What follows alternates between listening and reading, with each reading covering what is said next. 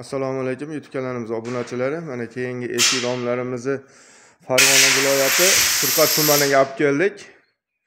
3 ta eshik, 2 ta rom olib kelib o'rnatib berdik. Akamiz uyda ham juda chiroyli qilib solgan ekan. Juda yarashdi, juda ham zo'r ekan, mana ko'rib turibsizlar. Eshik romlarimizni ko'rsatamiz. Bu yerga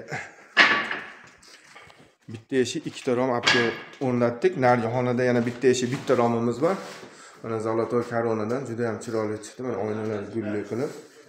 Bularda oynadan tashqari kvadratini 1.300.000 so'mdan olib kelib o'rnatib berdik.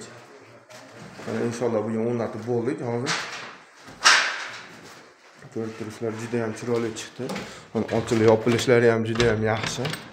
Mana magnitli zamonlardan qo'yganmiz, o'zi ushlab oladi bu. Ko'rib turibsizlar, juda buni ichkarini dabur ham qilib berdik. İchki daburlarimizni alohida mana shu bitta eshikdagi 1 milliondan bo'ldi daburlari. Juda ham chiroyli chiqadi. Eshikni o'zini alohida kvadratini 1.300.000 dan plus daburga 1 milliondan qo'shildi. Oynadan tashqari, oynayning xizmatini nech pul olgansa, ashuni o'zi pulini berdi. Zamog'imiz o'zi magnitli, buni magnit tortib oladi.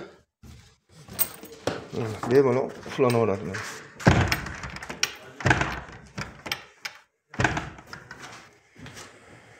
Turishlar juda ham chiroyli chiqqan. O'zbekiston bo'ylab dastlabkilarimiz bor. Vodiy bo'ylab olib borib o'rnatish ustunovkasi ichida 50 xizmatidamiz. Bemalol murojaat qilaverasizlar. Mana keyingi bitta eshik, bitta romimiz mana bu yerda turibdi. Pena qisib o'rmasin deb buni beliga yog'och reka qo'yib qo'yganmiz. Buguncha tursa ertaga og'oradi. Pena 24 soat davomida ishlaydi, shuni hisobiga.